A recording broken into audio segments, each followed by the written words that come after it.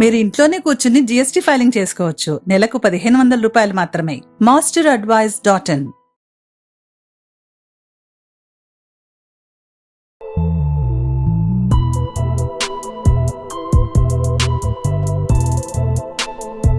నమస్తే, శివ ఓం. నేను మీ డాక్టర్ బివిఎస్ఎస్ఆర్ రెడ్డి. ఇక్కడ మనము హార్డ్ అండ్ ఇన్కమ్, కష్టపడి సంపాదించిన డబ్బును ఎలా సంపదగా మార్చుకోవాలి అని అంటే, కొంతకాలం వరకు మనం డబ్బు సంపాదించాలి. దాని తర్వాత ఆ సంపాదించిన డబ్బు మనకు డబ్బు సంపాదిస్తూ పెట్టాలి. ఈ టెక్నిక్తో మీరు మీ డబ్బును ఆల్రెడీ మనం ఇందాక వీడియోస్లో మన డబ్బును ఎలా ట్రిపుల్ చేసుకోవాలి అంటే, ఇన్కమ్ని ఎలా ట్రిపుల్ చేసుకోవాలి అన్నది మనం తెలుసుకుందాం. అలా హార్డ్ ఎర్న్ మనీ, కష్టపడి సంపాదించిన డబ్బును మళ్ళీ వాటిని మనము ఉన్నా లేకపోయినా, weather will be there or not, మనం ఉన్నా లేకపోయినా అక్కడ ఇన్వెస్ట్మెంట్ పెట్టి వాటి నుంచి డబ్బులు నిరంతర ఆదాయం వచ్చేలా ఎలా చేసుకోవాలి, ప్లస్ ఈ ఆదాయాన్ని సరైన మార్గాల్లో ఎలా ఇన్వెస్ట్మెంట్ పెట్టుకోవాలి అన్నది మనం ఇవాళ ఈ వీడియోలో తెలుసుకుందాం. నమస్తే, శివ ఓం. నేను మీ డాక్టర్ బివిఎస్ఎస్ఆర్ రెడ్డి. ఇక్కడ రెగ్యులర్ ఇన్కమ్, రెగ్యులర్ ఫ్లో ఉంటుంది కాబట్టి ఇది ఒక బెస్ట్ ఆప్షన్ ఉంటుంది. ఎవరికి? రోజువారీ ఆదాయం ఉన్న వాళ్ళకి. మీకు ఒక లాజిక్ చెప్తాను చూడండి. 1 డే నుంచి 30th డే వరకు రోజు మీరు ఇన్వెస్ట్మెంట్ పెట్టుకుంటూ వెళ్తే వచ్చే డిఫరెన్స్కి 30th రోజు ఒక్కటే రోజు ఇన్వెస్ట్మెంట్ పెడితే వచ్చే డిఫరెన్స్కి చాలా తేడా ఉంటుంది. అంటే 1వ తేదీ నుంచి 30వ తేదీ వరకు మీరు ఒక 30,000 సేవింగ్ చేశారనుకుందాం. 30,000 ఒక్కటే రోజు మీరు సేవింగ్ చేసేదానికి, రోజుకు 1,000 రూపాయలు సేవింగ్ చేసేదానికి చాలా తేడా ఉంటుంది. That is the power of compound interest. కాబట్టి ఏ రోజుకి ఆ రోజు మీరు ఇన్వెస్ట్మెంట్ పెట్టుకుంటూ వెళ్తే అది 30వ రోజు కల్లా, మొదటి రోజు పెట్టిన 1,000 రూపాయలు 30వ రోజుకి వచ్చేసరికి ఇది మళ్ళీ డబ్బును సృష్టించుకుంటుంది. ఈ నేచర్లో ఉన్న గొప్ప అద్భుతం ఏంటంటే, డబ్బును సృష్టించుకుంటుంది. డబ్బును సృష్టించుకుంటుంది. అలాగా మీరు వాటికి కావాల్సిన పరిస్థితులను కల్పించాలంతే. కాబట్టి మనము సంపాదించిన సొమ్మును ఈ రకంగా ఇన్వెస్ట్మెంట్ పెట్టుకునే దానికి మనము 4 to 5 రకాల సెలెక్షన్ చేసుకోవాల్సి ఉంటుంది. ఈ ఫీల్డ్స్ ఏవైతే ఉంటాయో, ఎప్పుడు కూడా హార్డ్ అండ్ ఇన్కమ్, కష్టపడి సంపాదించిన డబ్బును ఒకటే చోట పెట్టుబడి పెట్టరాదు. ఇది పెట్టుబడి సూత్రానికి విరుద్ధం. ఎందుకంటారా? ప్రాఫిట్స్ వస్తే అందులోంచి పర్వాలేదు, కానీ ఒకవేళ నష్టపోతే పెట్టిన సొమ్మంతా ఒకటే చోట నష్టపోవాల్సి వస్తుంది. అందుకే ఆర్థిక సూత్రాలు ఏంటంటే, ఒకటే చోట కాకుండా డిఫరెంట్ ఫీల్డ్స్లో మీరు ఇన్వెస్ట్మెంట్ పెట్టండి. ఆ ఫీల్డ్స్ రియల్ ఎస్టేట్ కావచ్చు, తర్వాత షేర్స్ మార్కెట్ కావచ్చు, మ్యూచువల్ ఫండ్స్ కావచ్చు, బాండ్స్, తర్వాత డిబెంచర్స్ కావచ్చు, గవర్నమెంట్ ఇవి కావచ్చు, పోస్ట్ ఆఫీస్ లాంటివి కావచ్చు, అలాగే ఫిక్స్డ్ డిపాజిట్ లాంటివి కావచ్చు, లోకల్లో ఉన్న కొన్ని చిట్స్ బిజినెస్ కూడా కావచ్చు. మీరు ఈ చిట్స్ బిజినెస్ ద్వారా కూడా ఇంకొక గొప్ప బెనిఫిట్ ఉంది. ఎందుకంటే ఆల్రెడీ మీరు బిజినెస్లో ఉంటారు కాబట్టి ఈ చిట్స్లో వేయడం ద్వారా మీ పరిచయాలు పెరగడం ద్వారా మీ బిజినెస్ కూడా పెరిగేదానికి అవకాశం ఉంటుంది. కాబట్టి మీరు వేసే ప్రతి అడుగు, ఇన్వెస్ట్మెంట్కి వేసే ప్రతి టెక్నిక్ కూడా మీ బిజినెస్ను పెంచేదిగా ఉంటుంది. కాబట్టి ఈ రకంగా 5 రకాల దాంట్లో మనం పెట్టుబడి పెట్టుకుంటూ వెళ్ళవచ్చు. ఇక్కడ ఉన్న అడ్వాంటేజ్ మనం ఇందాక చెప్పుకున్నాం కదా, రోజువారీ రొటేషన్ ఉంటుంది కాబట్టి 30 రోజుల వరకు ఆగి ఒకటే రోజు పెట్టకుండా డే టు డే పెట్టుకుంటూ వెళ్ళొచ్చు. దీనికే మ్యూచువల్ ఫండ్స్లో సిప్ అంటారు. SIP, సిస్టమిక్ ఇన్వెస్ట్మెంట్ ప్లాన్ అని అంటే ఒక పద్ధతి ప్రకారము.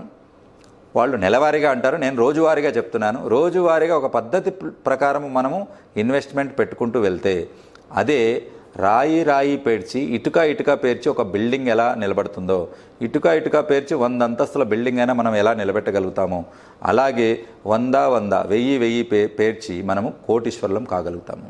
వాటికి కావాల్సింది ఒక సిస్టమ్. కాబట్టి ఈ సిస్టమిక్ ఇన్వెస్ట్మెంట్ ప్లానింగ్లో రెగ్యులర్గా మనం ఇన్వెస్ట్మెంట్ పెట్టుకుంటూ వెళ్ళినట్లయితే ఆ ఇన్వెస్ట్మెంట్ లాంగ్ రన్లో ఒక హ్యూజ్ ఇన్వెస్ట్మెంట్గా మారుతుంది. ఇక్కడ చేయవలసిందల్లా ఏంటంటే, ఎర్లీగా ఇన్వెస్ట్మెంట్ స్టార్ట్ చేసుకోవాలి. ఎర్లీగా ఎవరైతే ఇన్వెస్ట్మెంట్ స్టార్ట్ చేసుకుంటారో వాళ్ళకు ఒక లెంతీ టైం అనేది దొరుకుతుంది. టైం, మనీ విషయంలోకి వస్తే ఎప్పటికి కూడా time is always greater, time is always valuer than money. డబ్బు టైంతో పోల్చుకున్నట్లయితే టైం ఎప్పటికీ కూడా డబ్బు కంటే గొప్పది. ఎందుకనంటే, ఫర్ ఎగ్జాంపుల్ 1,00,000 రూపాయలు మనము బ్యాంకులో పెట్టినట్లయితే ఒక 15 సంవత్సరాల వరకు రెగ్యులర్ ఇన్కమ్ ద్వారా, తర్వాత డివిడెండ్ రీఇన్వెస్ట్మెంట్, తర్వాత అలాగే ఆ వచ్చే ఇంట్రెస్ట్ మళ్ళీ రీఇన్వెస్ట్మెంట్, వచ్చే ఇంట్రెస్ట్ దానికే కలిసేలా పెట్టినట్లయితే వచ్చిన అమౌంట్కు మనము 15 ఇయర్స్ బదులు 20 ఇయర్స్ పెట్టుకున్నాం అనుకోండి, ఆ వచ్చే తేడా ఆల్మోస్ట్ డబల్ ఉంటుంది. అంటే 5 ఇయర్స్ తేడాతో వచ్చే ఆదాయము డబుల్ అయిపోతుంది. అందుకే ఎర్లీగా ఎవరైతే ఇన్వెస్ట్మెంట్ స్టార్ట్ చేస్తారో, ఎర్లీగా ఎవరైతే ఇన్వెస్టర్స్గా ఉంటారో వాళ్ళు చాలా తొందరగా కోటీశ్వర్లు అవుతారు. కాజ్ ఏంటంటే అక్కడ టైం అనేది ఇనీషియల్గా స్లోగా లీనియర్ గ్రోత్ ఉంటుంది, కానీ ఎప్పుడైతే ఎండ్కి వచ్చాక చాలా ఫాస్ట్గా గ్రోత్ ఉంటుంది అని అంటే అమౌంట్ ఎండ్కి వచ్చేసరికి ఇక్కడ 15 ఇయర్స్ అవ్వడానికి పట్టేదానికి టైం డబల్ 5 ఇయర్స్లోనే డబల్ అయిపోతుంది, నెక్స్ట్ 2.5-3 ఇయర్స్లోనే డబల్ అయిపోతుంది. ఆ రకంగా డబల్ అవుతుంది. అందుకే ఎర్లీగా ఇన్వెస్ట్మెంట్ మీరు స్టార్ట్ చేసుకున్నట్లయితే వాటికి వండర్ఫుల్ రిజల్ట్స్ ఉంటాయి. They are lot of investment options మీ ముందర ఎన్నో ఇది ఉంటాయి. ఇప్పుడు బాగా గ్రో అయ్యే రియల్ ఎస్టేట్ దాంట్లో పెట్టుకోవచ్చు. అయితే రియల్ ఎస్టేట్ దాంట్లో తీసుకున్నప్పుడు ప్రాపర్టీ డాక్యుమెంట్ వెరిఫికేషన్ అన్నది, లీగల్ ఒపీనియన్ అన్నది పర్ఫెక్ట్గా మీరు తీసుకోవాలి. లేకపోతే మనం కష్టపడి సంపాదించిన డబ్బులు అందులో పోగొట్టుకునే అవకాశం ఉంటుంది. అలాగే షేర్స్ విషయంలో వచ్చినట్లయితే మీరు ప్రాపర్గా నాలెడ్జ్ వాటి గురించి ఐడియా ఉన్నప్పుడు ఆ మార్కెటింగ్ అక్కడ ఉన్న వాటిని మెయింటైనింగ్ చేసే మేనేజింగ్ ఫండ్స్ గురించి, తర్వాత మేనేజర్స్ గురించి తెలిసినప్పుడే మీరు దాంట్లో ఇన్వెస్ట్మెంట్ పెట్టాలి. లేదంటే సేఫర్ సైడ్ అని అంటే గో ఫర్ మ్యూచువల్ ఫండ్స్. ఇదే పని మ్యూచువల్ ఫండ్ మేనేజర్స్ చేస్తారన్నట్టు. కాబట్టి ఒక కంపెనీ మీద పూర్తిగా అవగాహన, పట్టు, వాటి యొక్క మూలాలు, వాటి యొక్క రిజల్ట్స్ తెలిసినప్పుడే ఆ కంపెనీలో మీరు ఇన్వెస్ట్మెంట్ పెట్టడానికి ధైర్యం చేయండి. మ్యూచువల్ ఫండ్స్ కళ్ళు మూసుకొని మ్యూచువల్ ఫండ్స్ పెట్టొచ్చు. మ్యూచువల్ ఫండ్స్లో ఒకటే రూల్ ఏంటంటే వెయిట్ ఫర్ లాంగ్ టర్మ్. ఇమ్మీడియట్గా ఇప్పుడు పెట్టేసి 3 ఏళ్లకో 5 ఏళ్లకో రిటర్న్స్ రావాలి అని అంటే మ్యూచువల్ ఫండ్స్ కరెక్ట్ కాదు. మినిమం 10 to 15 ఇయర్స్ మీరు పెట్టుకున్నట్లయితే డెఫినెట్గా you will get a huge returns, you will get a good returns and average returns. కాబట్టి ఇందులో చాలా మ్యూచువల్ ఫండ్స్ ఉన్నాయి. కొన్ని 20% అచీవ్ అయినవి, కొన్ని 16% అచీవ్ అయినవి, కొన్ని 18% అచీవ్ అయినవి. కాబట్టి లాంగ్ రన్లో మీకు ₹1.50 ఇంట్రెస్ట్ వచ్చినా కూడా బెస్ట్ ఇన్వెస్ట్మెంట్గా చెప్పుకోవచ్చు. వీటితో పాటు రిస్కీ ఇన్వెస్ట్మెంట్స్ కూడా కొన్ని ఉన్నాయి. అవి ఏంటంటే మన దగ్గర చుట్టుపక్కల వాళ్లకు డబ్బు అవసరం ఉన్న వాళ్లకు ప్రాపర్టీస్ మార్టిగేజ్ పెట్టుకుని వాళ్లకు ఇంట్రెస్ట్కి ఇచ్చేదానికి ఉంటుంది. ఇవి కొన్నిసార్లు ₹2 నుంచి ₹4 వరకు కూడా ఇంట్రెస్ట్ వసూలయ్యేదానికి అవకాశం ఉంటుంది. బట్ ఇక్కడ కూడా ఇందాక చెప్పుకున్నట్లు రియల్ ఎస్టేట్ ఏజెన్సీలో తీసుకున్న జాగ్రత్తలన్నీ తీసుకోవాలి.